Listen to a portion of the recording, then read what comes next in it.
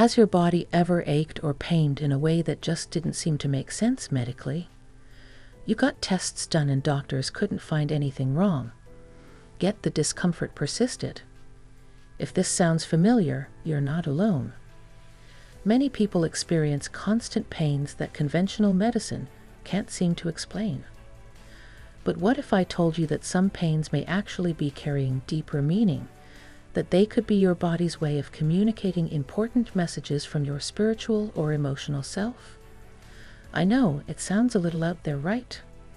I was skeptical too at first.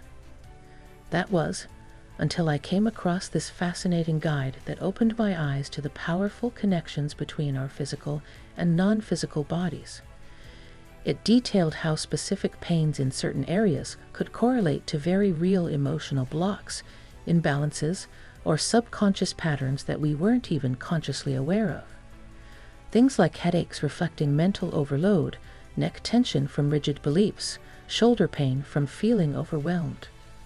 So if you've ever experienced those mysterious, pesky pains modern medicine couldn't crack, or if you just want to dive deeper into the relationship between our inner and outer selves, let's start our exploration at the bottom with the feet. Now, when most of us think of foot pain, we likely associate it with more surface-level causes like wearing uncomfortable shoes, overexerting on our feet, or structural issues like bunions or plantar fasciitis. But the spiritual perspective provides some interesting insights into what persistent foot discomfort could also symbolize on an emotional or energetic level. According to the guide, pains localized to the feet may indicate feelings of being insecure or lacking a solid foundation. Now, really think about that for a moment. Our feet are literally our base, what we stand on and use to ground ourselves both physically and metaphorically. So if we're experiencing chronic foot issues, it invites us to look at where in our lives we may be feeling shaky, unstable, or disconnected from our core sense of self or reality. Are we uncertain of our path, doubting our abilities, or making important decisions from an unsteady place? Our feet work to root us. So pain here could reflect inner upheaval, a need for grounding practices, or strengthening our sense of basic security and support. It's also interesting that foot problems are said to correlate with feeling disconnected from the earth or present moment. After all, our feet are how we interface with the physical world, take steps in reality. So persistent pain may be nature's nudge to slow down, spend more time with earth beneath our feet, connect to our earthly existence, and live more fully in the now rather than anxieties about the future. All in all, I've found reflecting on potential emotional echoes of foot pain to provide profound insights. Has anyone else had related experiences to share? Moving a bit higher up the body, let's dive into hip pains and what spiritual teachings say they could symbolize. According to the guide, discomfort localized to the hip region has correlations with resistance to change and making important life decisions. Now when you think about it, that makes a lot of intuitive sense. Our hips are basically where all our movement originates from. They enable us to change positions, walk in new directions, and take steps into unfamiliar territory. So if we're experiencing chronic hip issues, it proposes taking a look at where in our lives we may be hesitating to shift course when needed, procrastinating major choices, or stubbornly staying stuck even when all signs point to it being time for an evolution. Are we clinging tightly to the past out of fear of the unknown, or avoiding necessary transitions?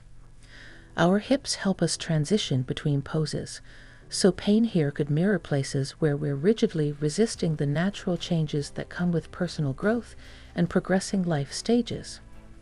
It also connects to the energy of flexibility and willingness to adapt. After all, moving fluidly with our hips is key to activities like dancing, yoga, sports, and overall mobility. So tightness or trouble in this area may indicate a need to loosen up mentally and emotionally, let go of tight-fisted control issues, and greet change with more pliancy and ease. I've found it enlightening to examine if any resistant styles I have in relationships, career, or perspectives could be contributing to hip discomfort over time. Shifting our focus upwards, let's explore lower back pain and what spiritual insight it may provide. According to many sources, constant discomfort localized to the lower spine can be correlated with feelings of insecurity, instability, or fear of losing one's sense of stability and foundation in life. Now, when we think about where exactly that lower back area sits, these associations start making a lot of intuitive sense. Our root chakra, governing basic needs of safety and security, is right here at the base of the spine. So perhaps lower back issues are the body's subtle way of flagging uncertain or shaky territories where we require stronger grounding. Maybe it's bringing attention to aspects of our lives, relationships, finances, or self-worth that don't feel completely reliable. After all, that lower back is tasked with both supporting our entire upper body and absorbing shock from everyday movements like bending, lifting, and sitting. So it would make sense that chronic stress in this foundationally important area may stem from struggles feeling securely rooted or doubts about our ability to handle whatever life throws our way. It also makes me wonder if overcompensating in other areas, when we feel unstable internally, could lead to overtensing that lower back structure over time. Things like perfectionism, people-pleasing, overcommitting, or taking on too much may paradoxically arise from fear of the floor falling through, so to speak. Overall, I've found approaching lower back issues as possible symbolic sensations to be quite revealing. Really prompts digging into security, vulnerability themes. Moving our focus up a bit more, let's consider stomach pains and the potential emotional insights they represent. According to many mind-body teachings, persistent discomfort or issues localized around the abdominal region can reflect difficulties processing emotions on a deeper level. Makes sense when you think about it. Our stomach, or solar plexus area, is sometimes called our second brain due to the dense network of nerves that are connected to feelings, moods, and stresses we experience. So chronic stomach troubles possibly indicate places where we may be more sensitive, prone to gut reactions, or internally wrestling with tough feelings we have yet to fully address. Things like persistent worries, guilty ruminations from past hurts, resentments, anxiety about future unknowns. These potent emotions we periodically experience could definitely take a toll on the delicate stomach over time, if not properly acknowledged and soothed. I know from my own experiences that stomach upset often arises on days I'm bottling up expression or avoiding emotions dredged up by difficult interactions. It also proposes that we may benefit from gentle, compassionate ways of digesting intense experiences like journaling to process, counseling to gain perspective, relaxation practices to counteract fight or flight mode, or even just carving out soothing self-care time each day. After all, if our vulnerable stomachs are chronically tasked with unconsciously absorbing burdens better handled through other healthy outlets, pain and dysregulation can logically ensue over the long run. Overall, exploring these mind-body links has brought clarity to times when stomach unrest seemed to come out of nowhere for me. How about you? Let's move our focus higher and explore what spiritual teachings link to chest pains.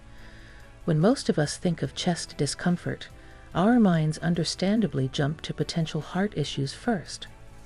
However, beyond strictly physical roots, many traditions point to correlations between localized chest pain and difficulties with emotional expression or past hurts harbored deeply in our heart space. After all, that chest area encompasses our heart chakra, the seat of compassion, love, empathy, and feelings in general. So could repeated, unexplained chest tightness really be the body's subtle message that this sensitive energy center requires more tender, self-nurturing care? Maybe it's a nudge to address sadness, grief, resentment, or fulfillment we've yet to fully process on their way to healing. Keeping pain padlocked inside the heart area long-term cannot support well-being. I've found reflectively massaging my own chest when sadness wells up to be soothing. And activities like journaling, speaking with trustworthy others, creative outlets, heart-opening spiritual practices, and self-care consistently help dispersedurable knots after upsets for me personally.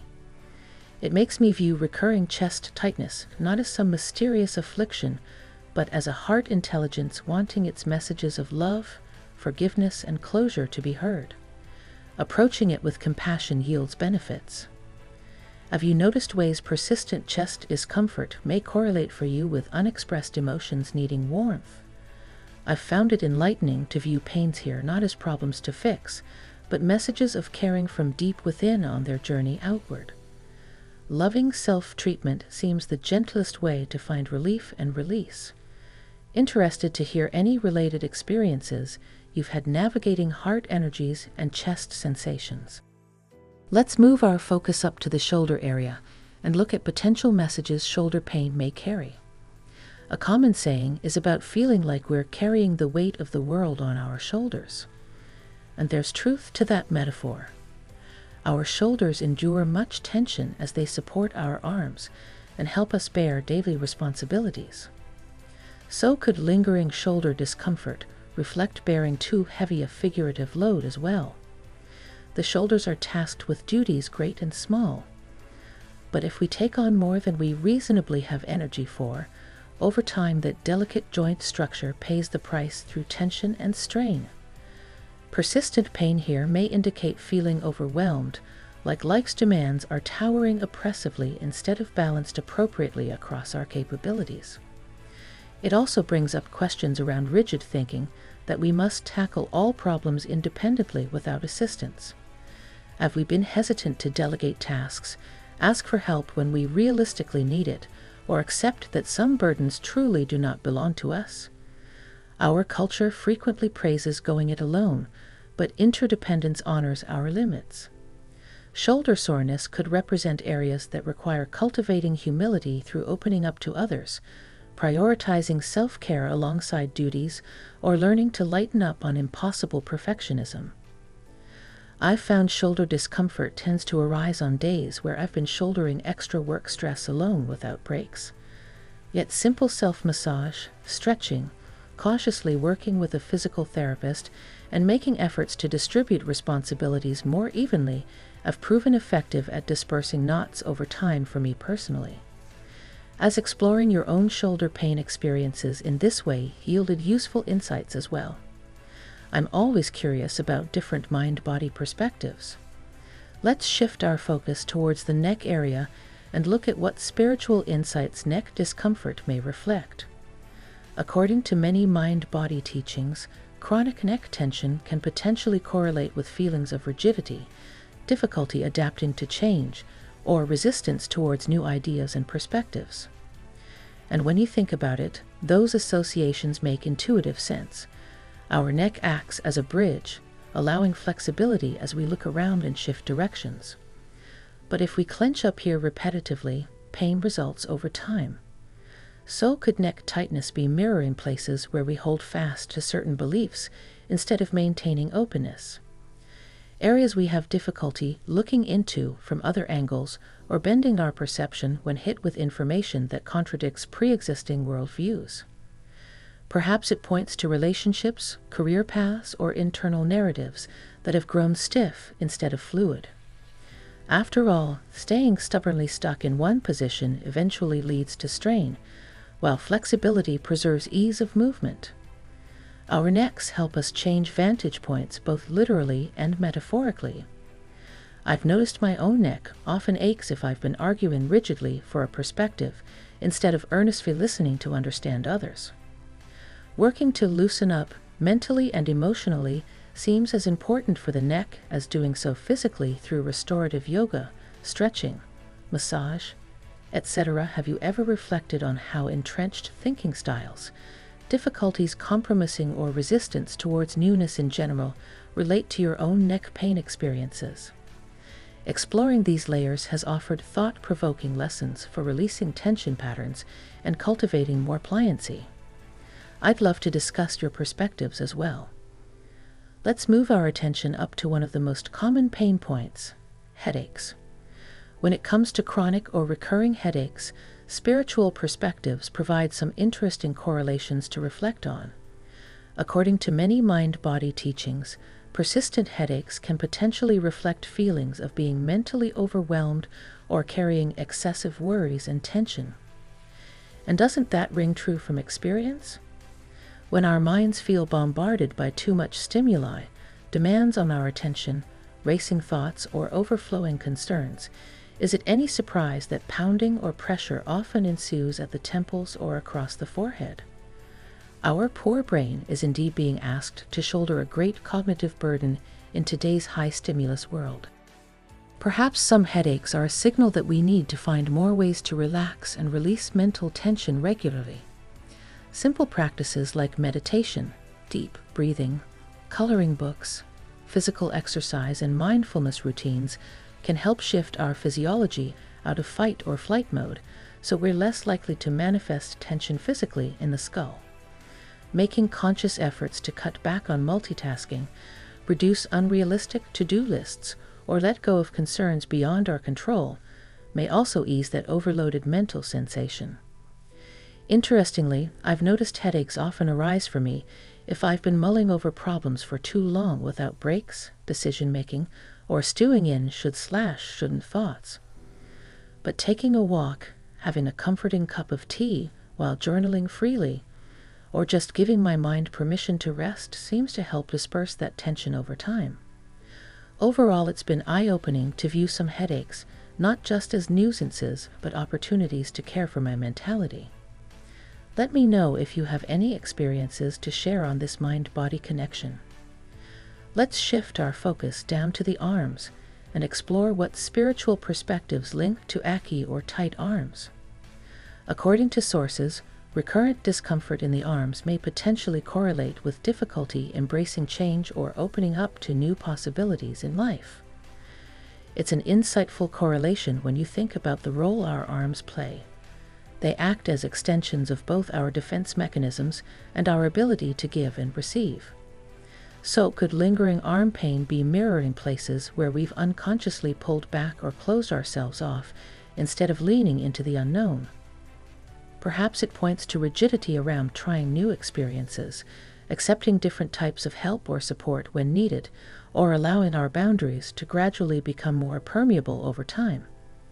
After all, constantly guarding our personal space and hesitating to reach out can reasonably lead to buildup of tension fatigue in this area.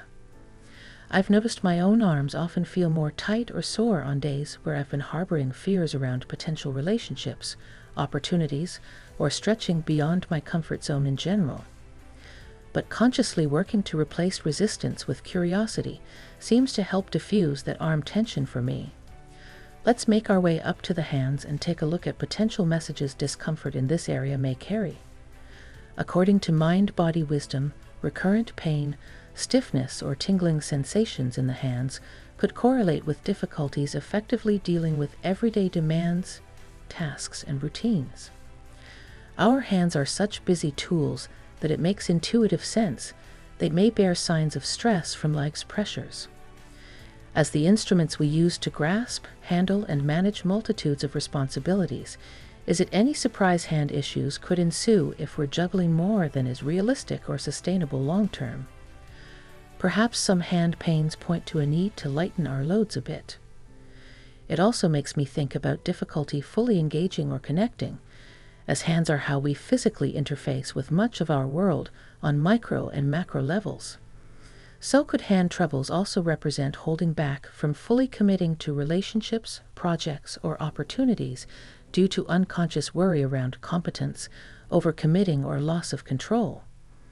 I've noticed my hands tend to ache more on days that are densely scheduled without proper breaks or delegation. But consciously simplifying to-do lists, prioritizing self-care, and reprogramming the belief that I must do everything solo has helped reduce tensions over time. Thanks so much for walking through all these perspectives with me. I find exploring mind-body connections so fascinating. To wrap things up, the overall takeaway is that our physical pains and discomforts may carry deeper symbolic meanings worth reflective consideration alongside standard medical evaluation. However, I want to reiterate, this discussion is by no means intended to replace seeking professional health care. Any persistent or severe pain always deserves proper diagnosis and treatment from a medical professional. Spiritual viewpoints simply provide additional lenses that may offer further insight once physical factors have reasonably been ruled out or addressed. My hope is that reflecting on potential emotional echoes of physical sensations helps cultivate compassion for what our wonderful, intricate bodies may be subtly trying to communicate. But balanced integration of perspectives is key. I don't want anyone neglecting needed medical care based solely on spiritual viewpoints. So while I believe there's wisdom to be found in these mind-body teachings, my main encouragement is to not forego standard prevention, assessment, or remedies from qualified practitioners. Please continue prioritizing your holistic health journey in partnership with medical advisors as needed.